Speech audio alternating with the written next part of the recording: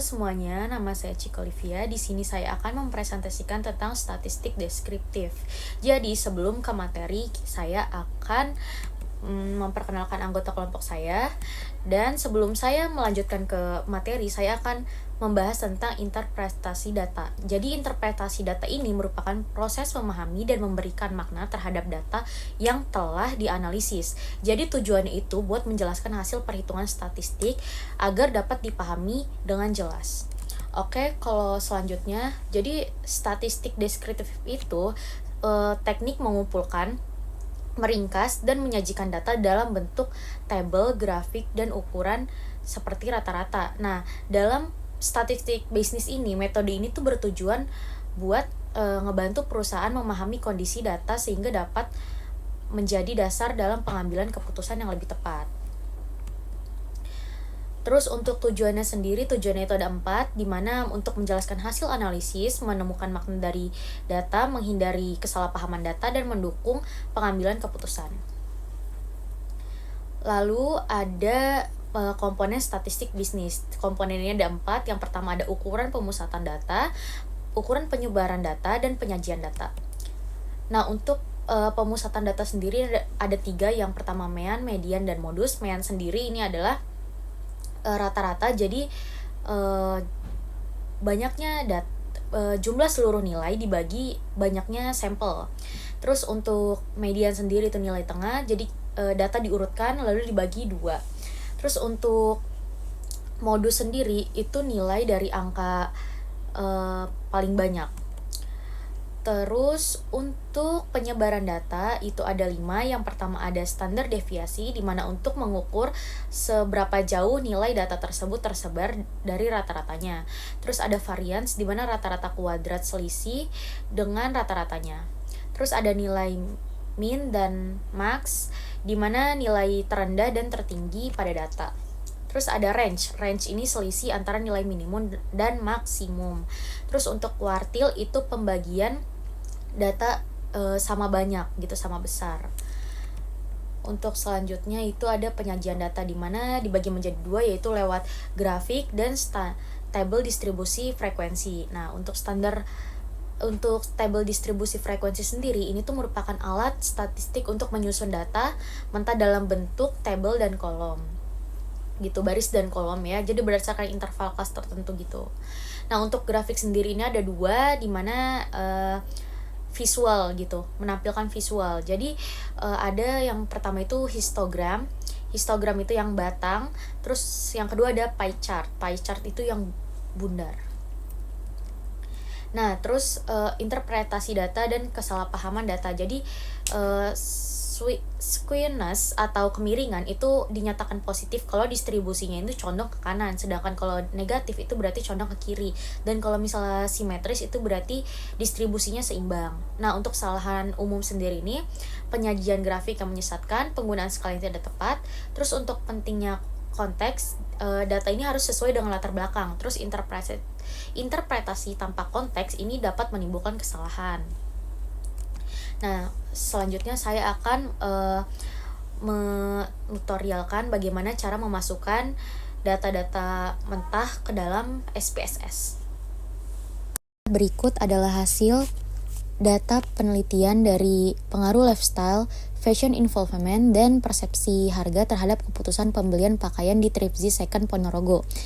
Ini melibatkan 50 responden ya teman-teman.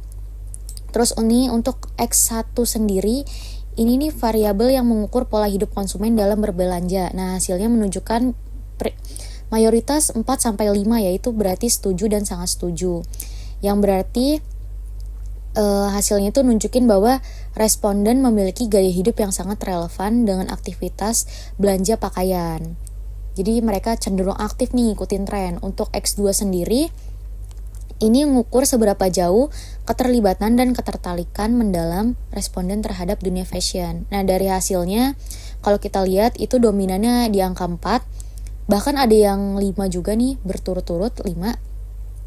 Nah, ini mengindikasikan bahwa konsumen memiliki ketertarikan emosional yang kuat terhadap fashion. Jadi mereka bukan sekedar beli pakaian karena butuh, tapi juga karena mereka peduli gitu sama estetika, merek, dan kecocokan gaya sama pakaian yang mereka pakai. Terus ini untuk X3 persepsi harga, itu mengukur sudut pandang konsumen terhadap keterjangkauan dan kesesuaian harga produk. Kayak hasilnya ini nunjukin bahwa konsumen merasa harga yang ditawarkan oleh si Trips Z Second ini pas gitu sama barang yang didapat oleh konsumen. Nah, ini Y1 ini menghubungkan ketiganya tadi dengan Y1 ini. Jadi tingginya variabel X tadi, semua X dari X1, X2, X3 itu berbanding lurus dengan tingginya tingkat keputusan pembelian. Yang berarti ketika konsumen merasa harganya murah dan gaya hidup mereka mendukung, maka mereka nggak ragu nih buat melakukan transaksi. Oke, untuk memasukkannya ke dalam SPSS, di sini saya sudah menyiapkan data-datanya. Nah, kita udah tulis. Ini jangan lupa labelnya untuk diisi. Nggak diisi juga nggak apa-apa, yang penting ada X1, X2, X3 nya. Biar terlihat jelas aja teman-teman. Terus ini untuk S1 sudah saya masukkan. Nah, kalau misalnya kita pengen ke statistik deskriptif. Jadi kita punya statistik deskriptif, terus frekuensi. Di sini tadi kalau di sini kita pencet CTRL-A, terus nanti pencet ini, terus statistik. Nah, ini semuanya dicentang, yang seperti yang sudah saya centang. Terus kalau misalnya kalian pengen membuat chart, kalian bebas mau histogram atau pie chart. Oke, continue. Oke. Nah, ini hasilnya. Jadi di sini nunjukin kalau dari X1 sampai Y1 ini semua responden ini merespon ya, 50-50-nya ini merespon. 50-50-nya ini merespon dan tidak ada yang tidak mengisi atau tidak ada data yang kosong. Terus untuk MEAN sendiri ini hasil dari X1 ditambah semua terus dibagi sama 50. 50 ini sebagai banyaknya sampel. Begitupun seterusnya. Terus untuk median sendiri didapat dari angka tengah. Jadi untuk lifestyle, misal contohnya lifestyle, kita urutin semuanya, angka-angkanya lifestyle diurutin baru dibagi 2. Terus untuk modus itu angka yang sering muncul. Untuk angka di sini dominan ke 20 dan 25. Nah, untuk standar deviasi dan variance ini sebenarnya kita harus ngitung variance dulu. Jadi variance ini kuadrat dari standar deviasi secara naratif. Nah, persepsi harga yang memiliki harga tinggi kan tertinggi kan 9,480 nih, yang berarti persepsi respondennya itu terhadap harga cenderung paling beragam. Nih, di sini nih. Ya kan, paling beragam. Terus lanjut. Nah, untuk standar deviasi. Kalau standar deviasi itu kita tinggal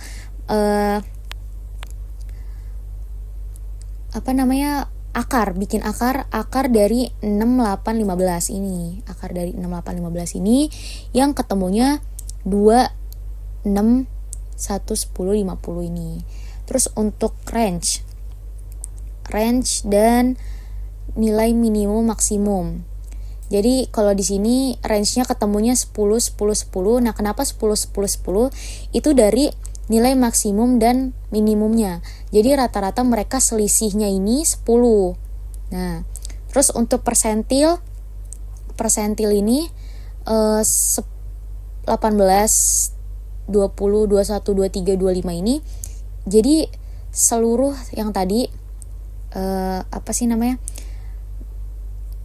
semuanya ditambah terus dibagi sama 10%, terus 25%, 50%. Nah, 50% ini median ya tadi. Median. Terus dibagi 75, dibagi 90, yang hasilnya segini. Oke. Terus untuk lifestyle. Nah, di sini tuh yang skornya pada lifestyle ini, yang skornya 15, itu ada 3 responden. Nih, 3 yang totalnya 15. Mungkin kalian kalau misalnya nggak percaya, kalian bisa hitung sendiri atau nyesuain. Begitupun yang lainnya juga kayak gitu. Nah, nih. Ini frekuensinya. Ya. Oke, baik. Begitu saja. Kurang lebihnya mohon maaf. Wassalamualaikum warahmatullahi wabarakatuh.